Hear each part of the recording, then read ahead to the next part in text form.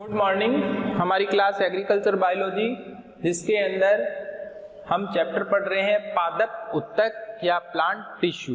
देखिए, पादप उत्तक के बारे में हमने कल बात की थी कि समान कोशिकाओं का समूह जो एक समान कार्य करता है उसे हम क्या कहते हैं? उत्तक कहते हैं। और उत्तक जो शब्द है इसका सर्वप्रथम उपयोग जो है ग्रू द्वारा किया गया था और विभज्योतक शब्द जो होता है इसका उपयोग जो है नेगेली द्वारा किया गया था।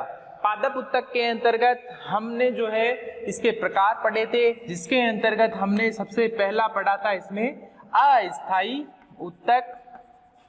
अस्थायी उत्तक के अंतर्गत हमने जो है क्या पढ़ा इसके अंदर? विभज्योतक।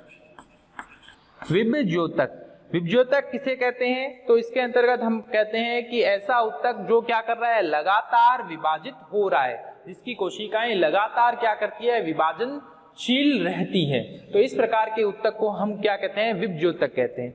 जब कोशिकाएं विभाजन करती है तो विभाजन के फलस्वरूप क्या होगा? कोशिकाओं की संख्या जो है होती है वो लगातार क्या होती है? बढ़ती है। और कोशिकाओं की संख्या बढ़ती है तो पुरानी कोशिकाएं जो होती है वह क्या करती है? विभाजन करना बंद कर देती हैं, जिसके फलस्वरूप क्या होता है? आगे चल करके जो है स्थायी उत्तकों का निर्माण होता है। तो जिन कोशिकाओं में आगे विभाजन नहीं होता वे कोशिकाएं विभेदित हो जाती है और विभेदित हो करके ये क्या करती है? स्थायी उत्तकों का निर्माण करती है। जबकि जो कोशिकाएं जिनमें विभेदन नहीं होता और जो कोशिकाएं लगातार क्या करती है? विभाजन करती है, उन कोशिकाओं को हम जो है विभज्योतक कोशिकाएं कहते हैं। विभज्योतक के अंतर्गत हमने जो है फिर इनके प्रकारों को पढ़ा था, जिसमें हमने उत्पत्ति के आधार पर जो है विभज्योतक को पढ़ा। उत्पत्ति के आधार पर हमने जो है इसके अंतर्गत जो 3 प्रकार थे वह पढ़े थे, जैसे प्राक विभज्योतक, प्राथमिक विभज्योतक और द्वितीयक विभज्योतक। प्राक विभज्योतक, प्राथमिक विभज्योतक और द्वितीयक विभज्योतक। सेकंड हमने जो है इसके अंदर जो है पढ़ा था स्थिति के आधार पर। स्थिति के आधार पर में हमने देखा था इसमें 3 प्रकार के, कौन कौन से? शीर्ष विभज्योतक, पार्श्व विभज्योतक और अंतर्वेशी विभज्योतक। आज हम पढ़ रहे हैं इसमें थर्ड टाइप विभज्योतक का, कार्य के आधार पर विभज्योतक। कार्य के आधार पर विभज्योतक। देखो, कार्य के आधार पर जो है ये विभज्योतक जो होते हैं अलग अलग प्रकार के होते हैं। इसके अंतर्गत जो है सबसे पहला आता है प्रोटोडर्म। प्रोटोडर्म, देखिए नाम से स्पष्ट है, ऐसा विभज्योतक जो क्या करता है? त्वचा का निर्माण। डर्म का मतलब होता है स्तर का निर्माण। तो ये विभज्योतक क्या करता है? सबसे नवीनतम जो है विभज्योतक होता है जो क्या करता है? बाह्य त्वचा के निर्माण में जो है भाग लेता है। तो बाह्य त्वचा का निर्माण जो होता है यह प्रोटोडर्म कोशिकाओं या प्राक विभज्योतक, जो प्राक विभज्योतक है उसी के अधित्वक कोशिकाओं से होता है, जिसे हम प्रोटोडर्म कहते हैं। तो यह सब क्या करता है? बाह्य त्वचा के निर्माण में भाग लेता है। तो बाह्य त्वचा का निर्माण जो होता है यह प्रोटोडर्म के द्वारा किया जाता है। सेकंड इसके अंदर आता है प्राक विभज्योतक के पश्चात जो है भरण विभज्योतक। देखिए नाम से स्पष्ट, भरण यानी भरना अर्थात फिल करना। भरण विभज्योतक, ये विभज्योतक जो होता है यह क्या करता है? ऐसा विभज्योतक होता है जिसकी कोशिकाएं विभाजित हो करके जो है वल्कुट का निर्माण करती है। वल्कुट या इसको हम जो है कॉर्टेक्स भी कहते हैं। तो वल्कुट का निर्माण करती है। इसके अलावा वल्कुट के अलावा यह जो है हाइपोडर्मिस कोशिकाओं का भी निर्माण करती है। खंभ उत्तक का भी निर्माण जो होता है इसी के माध्यम से होता है, इसमें कोशिकाएं खंभाकार आकृति की होती हैं। इसके अलावा यह जो है एंडोडर्मिस यानी कि अंतःत्वचा के निर्माण में भी जो है यह भाग लेता है, तथा पेरिसाइकल परिरंभ के निर्माण में भी जो है भरण विभ्योतक जो है वह सहायक होता है। तो यह सभी भाग जो होते हैं यह भरण विभ्योतक के माध्यम से ही बनते हैं। तो अर्थात इसमें जो है कॉर्टेक्स या वल्कुट, हाइपोडर्मिस, एंडोडर्मिस या अंतःत्वचा, पेरिसाइकल या परिरंभ, इन सभी का निर्माण जो होता है वह भरण विभ्योतक के माध्यम से करवाया जाता है। यह पादप के अंदर जो है मध्य जन स्तर का निर्माण करता, मध्य जन का मतलब पादप का बीच वाला भाग, हम आगे इसमें अभी पढ़ेंगे। 3 भाग होते हैं जिसमें सबसे बाहर वाला त्वचाजन भाग होता है, मध्य वाला जो होता है मध्य जन स्तर कहलाता है और जिसे वल्कुट स्तर भी कहते हैं, और थर्ड जो होता है रंभ जन स्तर जिसमें जाइलम फ्लोएम विकसित होते हैं। तो ये भरण विभ्योतक जो है यह मध्य पौधे के मध्य स्तर का निर्माण करता है जिसमें कॉर्टेक्स, हाइपोडर्मिस, एंडोडर्मिस और पेरिसाइकल आते हैं। थर्ड जो है इसके अंदर भरण विभ्योतक के पश्चात जो है आता है उसे हम बोलते हैं प्राक एदा या प्रोकैम्बियम। प्राक एदा या प्रोकैम्बियम। प्रोकैम्बियम जो होता है यह सबसे आंतरिक स्तर का निर्माण करता है। इसकी कोशिकाएं जो होती है वह क्या करती है, संवहन एधा का निर्माण करती है, या इसके माध्यम से क्या होता है कि प्राथमिक संवहन उत्तकों अर्थात जाइलम फ्लोएम का जो है निर्माण किया जाता है। तो इसको हम जो है प्राक एधा या प्रोकैम्बियम कहते हैं। यह सबसे आंतरिक स्तर का निर्माण करता है। फोर्थ इसके अंदर आता है फिर जो है विभाजन के आधार पर जो है विभज्योतक, अर्थात इसमें क्या होता है कोशिकाएं जो होती है वह विभाजनशील रहती है। वैसे तो सभी में ही ये विभाजनशील रहती है, परंतु इसमें क्या होता है कि कुछ विशिष्ट संरचनाओं का निर्माण जो होता है वह इस उत्तक के माध्यम से किया जाता है, जिसमें कोशिकाएं अपनतिक विभाजन करती है। अपनतिक विभाजन के माध्यम से जो है क्या होता है विशिष्ट संरचनाओं का निर्माण जो होता है यहाँ पर होता है, इसीलिए इसे जो है विभाजन के आधार पर हम जो है विभज्योतक कहते हैं। इसके अंतर्गत सबसे पहला जो है आता है विभज्योतक जिसे हम बोलते हैं स्थूल विभज्योतक। स्थूल विभज्योतक। स्थूल विभज्योतक जो होता है यह क्या करता है, पादप के अंदर जो है भ्रूणपोष के निर्माण में सहायता करता है। जब पौधे के अंदर निषेचन की क्रिया होती है और निषेचन के पश्चात जब भ्रूण का निर्माण होगा तो उस भ्रूण को पोषण देने के लिए क्या भ्रूणपोष का निर्माण किया जाता है, जो स्थूल विभज्योतक के द्वारा विकसित होता है। सेकंड इसमें आता है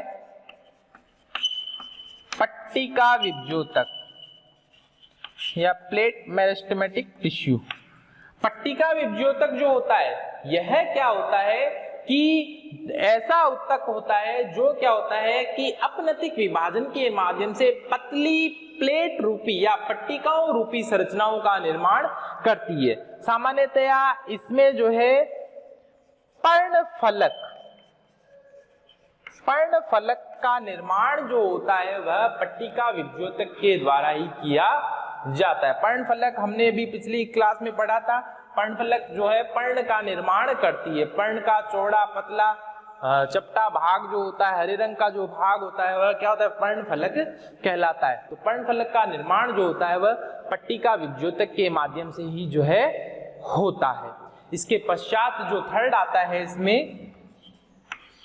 इसके अंतर्गत आता है सिरा विभज्योतक। सिरा विभज्योतक। सिरा विभज्योतक जो होता है यह क्या होता है कि जो पादप होता है उसके अंदर यह जो है वल्कुट अथवा मज्जा, वल्कुट का मतलब कॉर्टेक्स और मज्जा का अर्थ होता है पित्त, तो इनका जो निर्माण होता है वह शिरा विभज्योतक के द्वारा ही किया जाता है। तो ये सभी जो है भाग जो होते हैं विभज्योतक के भाग होते हैं। ठीक है, इन्हें हम क्या कहते हैं? अस्थायी उत्तक। जब इन कोशिकाओं में जो है विभाजन बंद हो जाता है, ये कोशिकाएं विभेदित हो जाती है, तो ये कोशिकाएं जो है मिलकर के क्या करती है? स्थायी उत्तकों का निर्माण कर लेती है। इन कोशिकाओं के अंदर जो है विभाजन नहीं होता है, परंतु जब इनमें क्या होता है कि द्वितीयक विभज्योतक बनेगा तो ये कोशिकाएं आवश्यकता अनुसार फिर विभाजन करने शुरू कर देती हैं। तो स्थायी उत्तक की कोशिकाएं जो होती है लगातार विभाजनशील नहीं होती है। स्थायी उत्तक को भी हम जो है अलग अलग प्रकारों में बांटते हैं। स्थायी उत्तक के अंदर हमने बात की, सबसे पहले क्या आता है?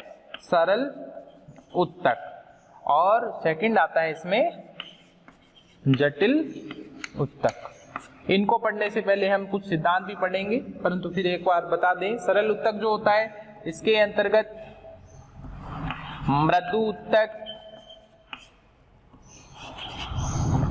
दृढ़ उत्तक, स्थूल कोणोत्तक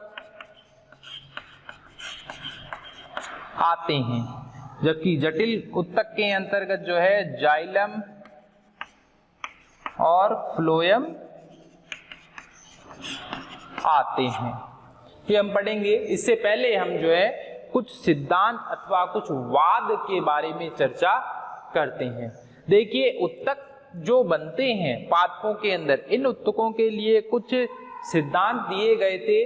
उन सिद्धांतों के आधार पर जो है पादप में किस प्रकार से जो है उत्तक विकसित होते हैं और ये पादप के कौन कौन से भागों का निर्माण करते हैं। तो इसके अंतर्गत देखिए, सबसे पहला जो सिद्धांत है या प्रमुख जो वाद है, थ्योरी, इंपॉर्टेंट थ्योरी कौन सी है? तो इसके अंतर्गत सबसे पहले आता है histogen theory. Histogen theory, histogen theory या हिस्टोजन सिद्धांत, हिस्टोजन सिद्धांत। देखिए, यह सिद्धांत जो है यह हैंस्टीन द्वारा प्रतिपादित किया गया था। हैंस्टीन एक वैज्ञानिक थे जिन्होंने क्या किया था? हिस्टोजन सिद्धांत प्रतिपादित किया था। इस सिद्धांत के अनुसार जो पादप होता है इसमें क्या होता है? 3 प्रकार के जो है स्तरों का निर्माण होता है। इसमें क्या होता है? 3 स्तर जो है विकसित होते हैं, जिन्हें हम नाम देते हैं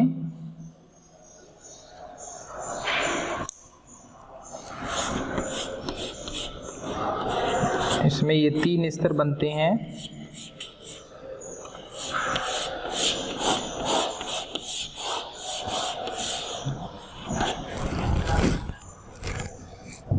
सबसे पहला जो स्तर होता है इसके अंतर्गत सबसे पहला जो स्तर होता है इसके अंतर्गत त्वचा जनक्षेत्र आता है।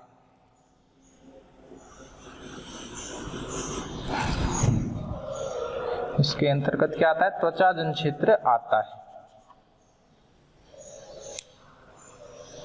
जो सबसे बाहर का क्षेत्र होता है।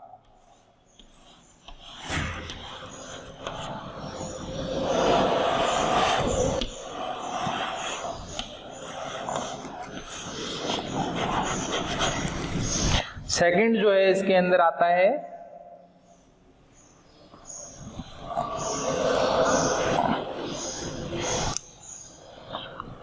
मध्य जनक्षेत्र।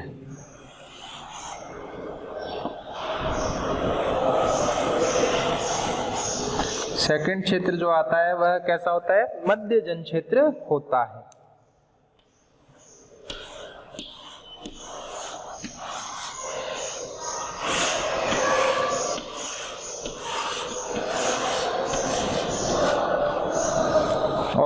थर्ड जो क्षेत्र आता है वह होता है रंभजन क्षेत्र।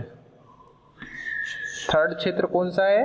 रंभजन क्षेत्र आता है।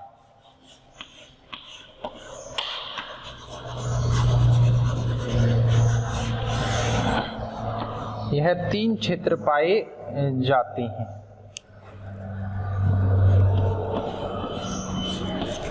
और इन तीनों क्षेत्रों पे बीच में क्या होता है? यहाँ पर एक कैलिप्ट्रल क्षेत्र होता है, मूल गोपक जिसको कहते हैं। यह तो है मूल गोप। यह सबसे बाहर का क्षेत्र है जिसे त्वचाजन, डर्मेटोजन कहा जाता है।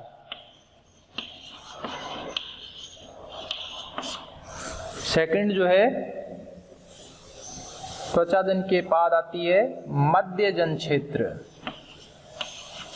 मध्यजन क्षेत्र यह भाग जो होता है कॉर्टेक्स भाग कहलाता है, या इसमें वल्कुट का निर्माण होता है। यह वल्कुट जन भी कहलाता है।